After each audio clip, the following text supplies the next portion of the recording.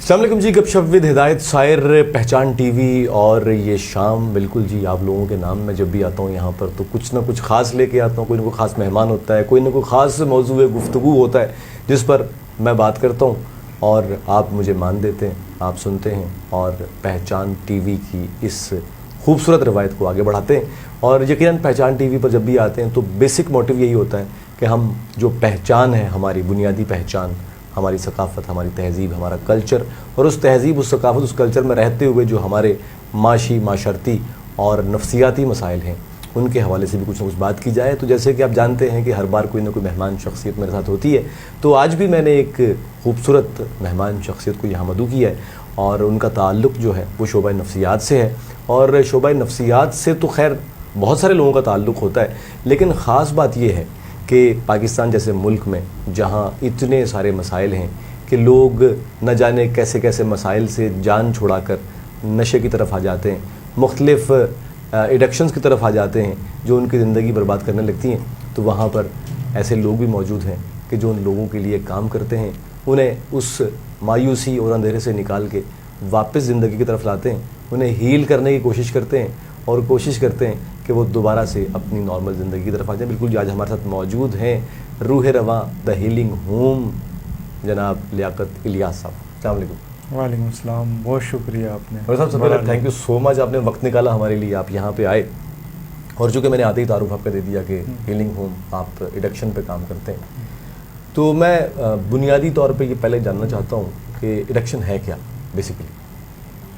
देखिए, एडिक्शन दो तरह का है, केमिकल और नॉन केमिकल। हम लोग जो है हीलिंग होम में केमिकल एडिक्शन को डील करते हैं, यानी वो लोग जो नशे का इस्तेमाल करते हैं और नशे की बीमारी जो है का शिकार हो चुके होते हैं, उनका हम इलाज करते हैं दी हीलिंग होम में। और बेसिकली ये एडिक्शन है, मतलब केमिकल किसी भी किस्म का कोई भी नशा करने वाला जब उसका जो नशा इस्तेमाल करने की जो एक कहते हैं ना, एक उसका कंट्रोल नहीं रहता, तो आप ये समझते हैं कि वो एक एडिक्शन की तरफ जा रहा है। सही। अच्छा, इतने सारे काम आपने किए, करते भी हैं, ये ख्याल क्यों आया कि मुझे यही काम करना? होता है ना, कोई मोटिव होता है किसी चीज़ के पीछे, तो आपने क्या सोचा कि ठीक है आप नफ्सियात पढ़ने के बाद आपने जो है वो एडिक्शन पे काम करना? एक्चुअली कुछ हमारे दोस्त थे जो इस फील्ड में जो है वो काम कर रहे थे, और ऐसे ही मेरा भी इस फील्ड से कोई ताल्लुक़ बना। लेकिन ज़रा जैसे आपने कहा कि एडिक्शन जो है वो एक इतना इग्नोर्ड जो है वो फील्ड है हमारे पाकिस्तान में, हमारी सोसाइटी में, और बहुत ज़्यादा ज़रूरत है कि इस पे काम किया जाए। तो जब मैंने देखा लोगों का पेन देखा, एडिक्शन में लोगों की परेशानियों को देखा, तो बस फिर ये इरादा हो गया कि कोई किसी प्लेटफॉर्म से जो है वो इस फील्ड में काम करना है। जैसे आपने कहा हीलिंग होम, तो हीलिंग होम में सिर्फ ये नहीं कि जो लोग नशा करते हैं उनका इलाज होता है, बल्कि हीलिंग होम का एक बहुत बड़ा काम ये है कि हम लोग जो है वो सोसाइटी में अवेयरनेस जो है क्रिएट करें एडिक्शन के हवाले से। चूँकि ये बहुत बड़ा गैप है, लोग जब कोई नशे में मुब्तला होता है तो लोग उसको कॉर्नर करना शुरू कर देते हैं, चूँकि उनको वो समझते हैं कि ये किरदार की ख़राबी है, ये जो है वो किरदार का ठीक आदमी नहीं है तो इसलिए नशा कर रहा है। तो हम इसको एज डिज़ीज़ जो है वो इसको लेके चलते हैं। तो अवेयरनेस इसी उसमें मीडिया प्लेटफॉर्म के ज़रिए, सोशल मीडिया के ज़रिए, कम्युनिटी प्लेसेस पे जाके, स्कूल कॉलेजेस में जाके अवेयरनेस जो है वो देने की कोशिश करते हैं कि वो क्या चीज़ें हैं जो आपको एडिक्शन की तरफ लेके आ सकती हैं, जो हमारी यूथ है जो अब तक नहीं आए और आ सकते हैं, तो उनको अवेयर करना, जो आ चुके हैं उनको इलाज के लिए मोटिवेट करना। आप ये इसमें से एक सवाल मुझे याद है कि वो क्या चीज़ है जो लोगों को नशे की तरफ लाती है, क्या समझते हैं? ये बेसिकली देखो, एडिक्शन जो है कोई नशे में आता है, ये एक जेनेटिक जो है वो डिजीज़ भी आपकी जिसमें एक जेनेटिक एक्सपोजर भी होता है। फिर आपका इन्वायरमेंट, जैसे कि हम ये देखते हैं कि हमारे माशरे में जो है वो इतना आसान हो चुका है जो है नशे को ख़रीदना या नशे का जो है अगर आप इस्तेमाल इतना आसान हो चुका है, और इवन के अब ये जो है वो स्टडी इंस्टीट्यूट तक पहुंच गया है। तो आप ये कह सकते हैं, और ज़ाहिर है और कई और चाइल्डहुड में आपके मुख्तलिफ़ किस्म के ट्रामाज होते हैं, अब ये डिफरेंट हो सकते हैं। डिफरेंट परेशानियाँ हो सकती हैं। कुछ बच्चे तो देखें ना कि जैसे हम वो कहते हैं ना, लगाओ दम मिटाओ गम सुन रखा है, तो कुछ लोग इस वजह से आ सकते हैं। तो ये डिपेंड करता है हर एक की इंडिविजुअल, मुख्तलिफ माशरती नाहमवारियाँ जो भी हमारे जी, समाज की जो चीज़ें हैं वो लोगों को इस तरफ लाती हैं। अच्छा, ये तो हो गए, चले एक हम बात करते हैं इलेक्शन के बारे में।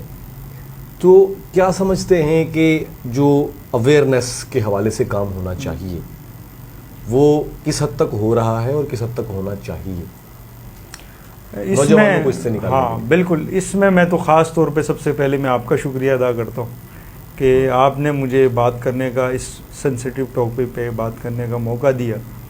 और बिल्कुल आपने सही कहा कि इस पे बहुत ज़्यादा ज़रूरत है काम करने की और बहुत कम काम हो रहा है।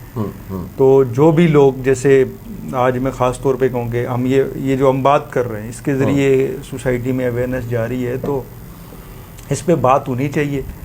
और जहाँ हमें मौका मिलता है हम दी हीलिंग होम के प्लेटफॉर्म से और अपनी कैपेसिटी में जहाँ हमें मौका मिलता है हम ज़रूर जो है वो एडिक्शन पे बात करते हैं, इसकी अवेयरनेस जो है वो लोगों तक पहुंचाने की कोशिश करते हैं। सही सही। अच्छा, नॉर्मली होता ये है कि हम देखते हैं कि जब भी कोई फैमिली या कोई बच्चा जब किसी इस तरफ आता है तो माशरे में बड़ी जो है ना उसे या उसके घर वालों को बड़ी बातें सुनने को मिलती हैं। ये रवैया है ये नफसियाती तौर पर क्या असरात मुरतब करता है उस पर्टिकुलर शख्स पे या उसकी फैमिली पे या उसके रिश्तेदारों में जुड़ने वालों के साथ? देखिए, वो स्टिग्मा है ना कि ये चीज़ ही तो एक पेशेंट को, एक नशा करने वाले को जो है वो कॉर्नर करती जाती है। अब ये कह सकते हैं कि ये वो रवैया है जो उसके जो है नशा करने की मिकदार में इजाफे का बाइस भी बन सकता है। यानी कि वो जब कोई देखे ना, कोई शख्स किसी भी तरह की एडिक्शन का शिकार हो गया है तो आप उसके साथ रवैया ऐसा रखें कि दोस्ती वाला एक रवैया रखें। और जैसे भी आपने कहा ना कि सबसे पहले तो फैमिली, और हमारे यहाँ फैमिली सिस्टम ऐसा है, फैमिली के बहुत ज़्यादा बॉन्डिंग पेरेंट्स की एक इंडिविजुअल के साथ नहीं होती, ये एक गैप है। फिर फैमिली का कि लोग क्या सोचेंगे, वो क्या सोचेगा, ये क्या सोचेगा, तो बहुत हद तक तो इस चीज़ को छुपा के रखा जाता है, या बच्चा ही अपनी फैमिली से, अपने पेरेंट्स से कम्युनिकेट नहीं कर पाता, चूँकि वो जो एक कम्युनिकेशन गैप है दोनों में, तो वो इतना ज़्यादा होता है। और एक आप ये कह सकते हैं कि हम अक्सर हमारे पास लोग आते हैं और कहते हैं जी हमें तो ये कल पता चला कि ये तो जो है वो नशे में ये चला गया और ये इतना आगे चला गया, या हमें 1 साल पहले पता चला। हालांकि अगर आप ये यहाँ ये रिलेशन गैप है, तो वो जो है वो अगर पेरेंट्स और एक इंडिविजुअल का रिलेशन हो तो बहुत सारे ऐसे सिम्टम्स हैं जिनके थ्रू उनको बहुत पहले पता चले।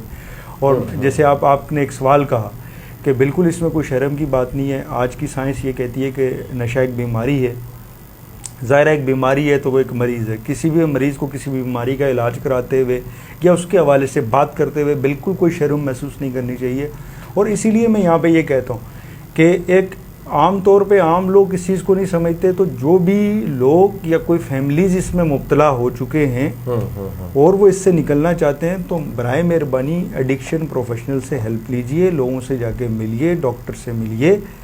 इसमें कोई स्टिग्मा और शर्म वाली बात नहीं है। बिल्कुल ऐसी ही है जी। चूँकि नॉर्मली होता है कि जब भी कोई इस तरह का शख्स हमारे अतराफ़ में मौजूद होता है, हम उसे बड़ी नफ़रत, बड़ी हकारत से देख रहे होते हैं। हम कभी भी ये झांकने की कोशिश नहीं करते कि भाई उसे इस जगह तक पहुंचाने के पीछे कौन कौन से मुहर्रिकात हैं कि जिनकी वजह से वो आज शख्स यहाँ मौजूद है, जिसे किसी अच्छी जगह पे होना चाहिए था, जिसे पढ़ लिख के एक बेहतर माशरे का फ़र्द बनना चाहिए था, वो नशे की तरफ क्यों आया, कैसे आया, ये सारे मुहर्रिकात जानना बेहद ज़रूरी होते हैं। और ये मुहर्रिकात जो हैं, आप क्या समझते हैं कि कैसे जाना जाए, कैसे हम समझ सकते हैं, कैसे देख सकते हैं कि आया क्या हो रहा है, कंट्रोल कितना ज़रूरी है? अब जैसे मैंने ये कहा ना कि बहुत ज़्यादा ज़रूरत है, जो मतलब अभी मैं बात कर रहा था कि पेरेंट्स और जो है चाइल्ड की रिलेशन पे बहुत ज़्यादा काम करने की ज़रूरत है। कि पहला गैप तो आप यहाँ पे आता है कि देखें ना, जैसे मैं अभी देख रहा था, कुछ वीडियोस मैंने देखी, हमारे यहाँ पेरेंट्स से बच्चों को सेक्स एजुकेशन नहीं दिया जाता। अब तो मैंने ये देखा है कि कुछ आलिम दीन की वीडियोस मैंने देखी और बड़ी खुशाइन के उन्होंने वो भी अब ये कहते हैं या इस पे बात करते हैं कि भाई ज़रूर एजुकेशन इस पे होनी चाहिए। तो ये गैप है।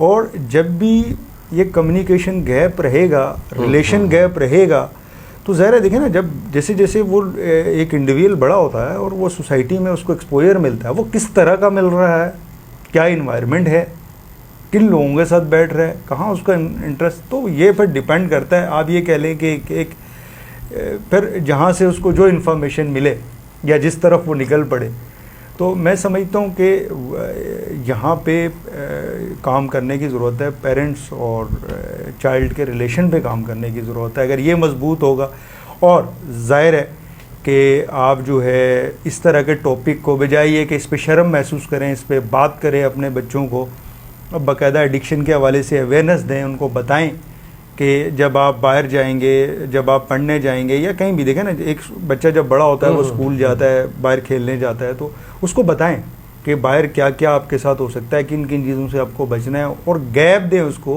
और उसके साथ बैठें, आपस में बैठें, बात करें ज़रूर।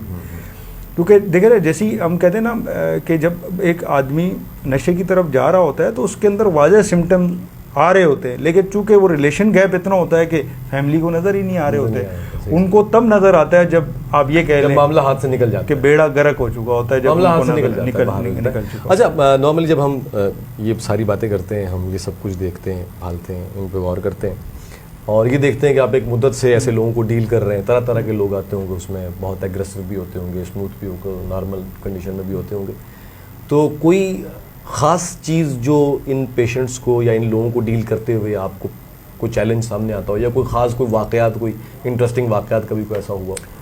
हाँ देखिए, चूँकि सोसाइटी ने इनको इतना, आप ये कह लें कि नशा करने वाले को, चाहे वो किसी भी सोशल इकोनॉमिक स्टेटस से हो, उसको धुतकारा हुआ होता है, तो यूं वो बहुत जल्दी आप पे ट्रस्ट नहीं करता इनिशियल लेवल, और ज़ाहिर केमिकल से निकलना कोई आसान नहीं होता, तो शुरू के जो दिन होते हैं उसमें पेशेंट जो है वो एक ज़ाहिर एक नई जगह पे आता है, ऊपर से वो नशा जो उसके लिए सबसे इम्पोर्टेंट चीज़ इस वक्त बन गई होती है, उससे वो निकलना, उसको छोड़ना, तो बहुत सारे मूड स्विंग ज़ाहिर है वो आते हैं, और ज़ाहिर हमारी ट्रेनिंग्स हैं, और जैसे हमने कहा कि हीलिंग होम, प्रॉब्लम्स को हील करना या लोगों को हील करना, तो होम का जो कंसेप्ट इसमें हमने लगाया है वो ये कि वी आर फैमिली, तो हम उसको घर की तरह उसको बिल्कुल, हम उस इंडिविजुअल को शुरू में ही इतना प्यार मोहब्बत देते हैं। ये हमारे जो पुराने क्लाइंट्स होते हैं जो कि पहले से एडमिट होते हैं, वो भी हमारा साथ देते हैं इसमें, और हमारा स्टाफ जो कि ज़ाहिर है वो इसमें ट्रेन होता है, तो हम मिल के उसको वो एक फैमिली का कंसेप्ट देने की कोशिश करते हैं, और प्यार मोहब्बत है, आप ये कह लें कि उसको जितनी ज़्यादा समझेंगे, उसके साथ बैठेंगे, उसको प्यार देंगे। ये लोग, मैं चाय कॉफ़ी बहुत पीता हूँ, ये भी कोई नशा वशा तो नहीं है? अगर जो है आप बेइंतहा भी हैं, तो एक लिमिट तक या एक कंट्रोल, बेइंतहा तो बेइंतहा, अच्छा खासा, तो अगर मेरा किसी भी चीज़ खून चेक कराए तो शायद ब्लड ग्रुप मेरा टी पॉजिटिव होगा।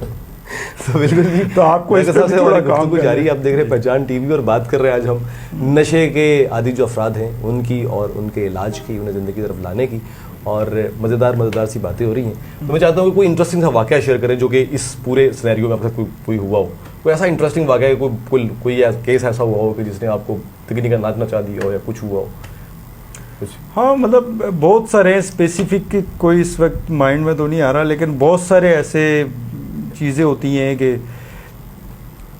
बहुत सारे ऐसे किस्से हैं कि जो बहुत याद रह जाते हैं। बहुत सारे पेशेंट की कहानियाँ ऐसी हैं कि दुख की कहानी नहीं पूछ रहा मैं, कोई ज़रा तफरी वाली पूछ रहा हूँ, बहुत ज़्यादा सन्नाटा चलता है। हाँ नहीं, तफरी वाली भी बहुत है।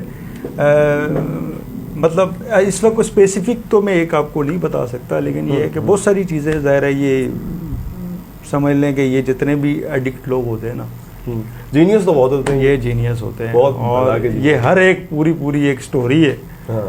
आप इनके पास बैठे मज़ा करें। मैं अक्सर ये थोड़ा सा मुझे शेर व शायरी का शौक़ है, माशाल्लाह, तो मतलब मैं ख़ुद कुछ लिखता नहीं हूँ, लेकिन मुझे शौक़ है, तो हम एक इनके साथ बैठ के एक बाकायदा एक फ़न करते हैं। तो वो चीज़ें हैं उसमें, मैं हमेशा इनके अंदर जो है ना टैलेंट से भरपूर लोग हैं ये, और मिलते हैं, और यूँ मतलब एक उनके साथ अच्छा टाइम स्पेंड करने की कोशिश करते हैं। चलिए जी, ग्रेट हो गया। कोई पैगाम देना चाहें आप हमारे देखने वालों को? जी, मैं पैगाम यही देना चाहूँगा कि जो लोग इस पे एडिक्शन के हवाले से, जो लोग एडिक्शन में, नशे में जा चुके हैं, उन लोगों को बजाय कुनारा करने के, बजाय उनसे नफ़रत करने के, उनको आप अपनाइयत दें, उनको समझने की कोशिश करें, नशे की बीमारी को समझें, पढ़ें इसके बारे में। और उन पेरेंट्स को ख़ास तौर पे या उन लोगों को जो इस चीज़ में इन्वॉल्व हैं, तो उनको मैं ये कहना चाहता हूँ कि वो बिल्कुल भी कोई बेकार शख्स नहीं है और बिल्कुल मायूस और नाउमीद होने की ज़रूरत नहीं है। बिल्कुल आप नशा छोड़ के एक बहुत भरपूर ज़िंदगी गुजार सकते हैं, इस माशरे में अपना भरपूर किरदार अदा कर सकते हैं। बस आपको जो है वो सिर्फ ज़रूरत है कि हिम्मत से खड़े होने की। और स्पोर्ट ज़ाहिर है, और फैमिलीज़ को मैं ये कहूँगा ऐसे बच्चों को फिर सपोर्ट करें इससे निकलने में। यकीनन ये लोग बहुत स्टडीज़ है कि एडिक्ट जो है माइंड बड़ा इंटेलिजेंट है, तो बस इसकी इंटेलिजेंस को हमने इस एरिया से उठा के इस एरिया में रखना है और फिर इंशाल्लाह ये आम लोगों की तरह ये भी माशरे में भरपूर किरदार अदा कर सकते हैं। डॉक्टर साहब थैंक यू सो मच, आपने वक्त निकाला, आप यहाँ पे आए और आपने इतनी अच्छी बातें हमें बताई। ख़वातीन व हज़रात, बिल्कुल गपशप विद हिदायत सायर में आज हमारे मेहमान लियाकत साहब, जैसा कि आपने गुफ्तगू सुनी, मामला सारा ये है कि जैसा कि उन्होंने बताया कि ये बड़े इंटेलिजेंट लोग होते हैं। और एक स्टडी मैं पढ़ रहा था कि दुनिया के 95% जो मोस्ट जीनियस लोग होते हैं ना, वो किसी न किसी एडिक्शन की तरफ आते हैं और उन्हें तब इस तरफ आने की ज़रूरत पड़ती है जब उनके अंदर के पोटेंशियल के एक्सपोजर के लिए उन्हें मुनासिब प्लेटफॉर्म्स नहीं मिलते। सो अगर हम अपनी यूथ को मुनासिब प्लेटफॉर्म्स मुहैया करेंगे जहां वो अपने जज्बात का, एहसासात का, अपनी सोचों का, अपने तमाम तर चीज़ों का इजहार करेंगे, तो यकीनन वो इस तमाम तर चीज़ से बच सकते हैं। और दूसरे नंबर पे एक चीज़ और बहुत अहम है, वो ये है कि सबसे बड़ा उस्ताद आपके अपने मन के अंदर बैठा है। अगर आप अपने मन से, अपने अंदर से मजबूत हो जाएं, तो आप दुनिया की बड़ी से बड़ी चीज़ भी छोड़ सकते हैं। ये तो कुछ भी नहीं है। सो अपना बेहद ख्याल रखिए। अगले हफ्ते फिर मुलाकात होगी एक नए मेहमान के साथ, इसी जगह, इसी मकाम पे, यानी पहचान टीवी पे। तब तक के लिए खुदा हाफिज़। पाकिस्तान जिंदाबाद।